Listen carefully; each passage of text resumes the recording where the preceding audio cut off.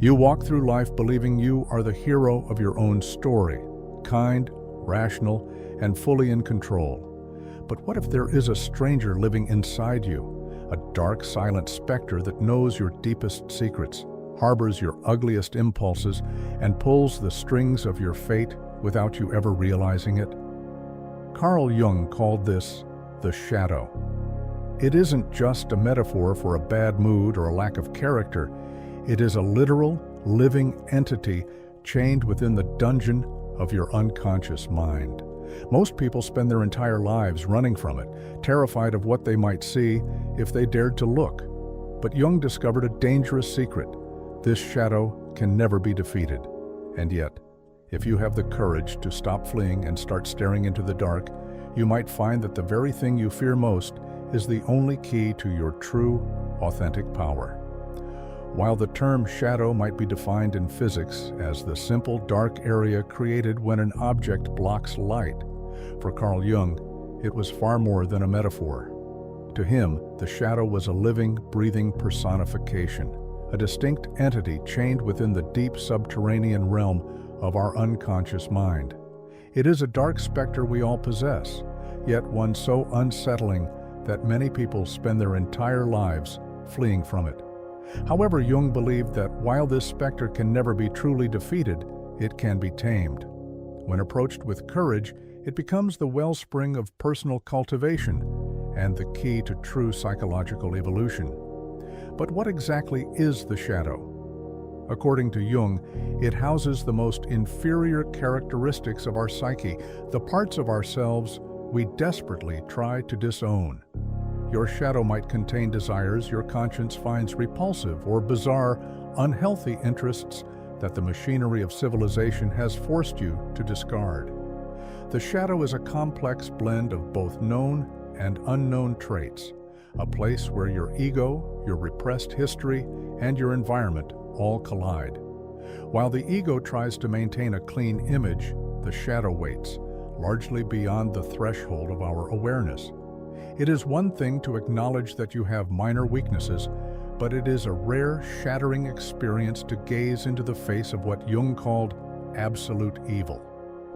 It is a chilling thought that every human being harbors this dark side, not just small foibles, but a terrifyingly demonic dynamism. Most individuals remain blissfully ignorant of this. They believe they are incapable of going beyond their own perceived limits. Yet history shows us that when these harmless creatures gather in a mass, a raging monster emerges. Each individual becomes a tiny cell in a larger, violent body, forced to accompany it on its destructive rampages. Jung stressed that we must find socially acceptable ways to externalize shadow material. When we refuse to do so, we aren't good, we are simply suppressed. When an impulse is merely pushed down, it doesn't vanish. It finds cracks in the psyche and erupts in disturbing, uncontrollable ways. Every human has a range of impulses, yet we hide them from ourselves to maintain the conviction that we are virtuous beings and hide them from others to navigate the social world. But make no mistake, man is, on the whole, less good than he imagines. Everyone carries a shadow, and the less it is integrated into your conscious life, the blacker and denser it grows. It acts as an unconscious snag, sabotaging our best-intentioned plans. When the shadow remains relegated to the depths, it exerts a ghostly control over your thoughts, choices, and actions. As Jung famously noted, that which we do not bring to consciousness appears in our lives as fate. This explains the self-destructive loops so many people fall into, behaviors they consciously hate but seem powerless to stop.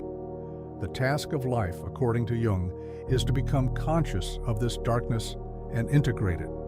We must accept it not as an optional side project, but as a vital part of our being. One does not reach enlightenment by imagining figures of light, but by making the darkness conscious. The concept of the shadow often clashes with traditional religious perspectives. Many theologians argue that we cannot rely on the limited ego and must instead call upon the power of God to overcome internal evil. Lean on the Lord, they say. But Jungians often warn of a projection trap here. They observe that highly sanctimonious individuals often project their own dark impulses onto others rather than facing the evil within. This dynamic frequently leads to scapegoating. Jung's followers often argue that such spirituality stays at the level of the persona, a superficial role played for appearances. This can account for historical tragedies, from the cruelty found in certain institutional failures to the horrifying rationalizations used by extremists. In these cases, the shadow is never faced. It is falsely assumed to be an external enemy, a devil outside the self. The religious man forgets that the devil is not an outsider. He is harbored deep within a dark fortress in one's own subconscious. Ironically, we may all need to become the exorcists of our own inner demons. Jung insisted that the shadow must be confronted. When locked away, it lurks like an angry dragon in a dungeon. If it isn't sublimated, transformed into something useful, its power eventually shatters the chains, causing severe psychological injury. Interestingly, Jung believed that true creativity is born from this union with the shadow. Consider the Dutch painter Hieronymus Bosch. His dramatic, foreboding themes provoke a profound mix of reverence, terror, and bewilderment. Conversely, consider the tragedy of Adolf Hitler. The shadow gripped his personality, yet he remained oblivious to its hold. He misinterpreted his perverse impulses as righteousness. In his mind, he was the leader of a master race, and everything other had to be eradicated. He wielded the power of the shadow with a disturbing, zealous magnetism that swayed ordinary people into unspeakable atrocities. Ironically, the man who despised degenerate art and brutally murdered millions was a man entirely possessed by the dark dynamism he refused to acknowledge within himself. The shadow's grasp on him was, in the darkest sense, magnificent. Another way this darkness leaks out is through parapraxis, the Freudian slip. These are moments where an unconscious desire or conflict intrudes into your speech or actions, revealing what you've been trying to keep hidden. While socially embarrassing, these slips are gold mines for self-exploration. Confronting the shadow isn't about being pretentious or arrogant. It is about seeking mastery over one's own darkness. As Jung noted, when faced with life's problems, we instinctively resist the path that leads through obscurity. We want unequivocal answers and quick results. But we forget that true growth only happens when we venture into the darkness and emerge again. To survive that journey, we must summon every ounce of consciousness we possess. Most people cannot and will not admit that they are not wholly virtuous. They prefer the safety of self-deception and blind optimism. But according to Jung, these people remain fragmented. Only by becoming conscious of the shadow can one achieve wholeness. What is truly fascinating is that the shadow isn't just a container for destruction. It harbors potent creative capabilities.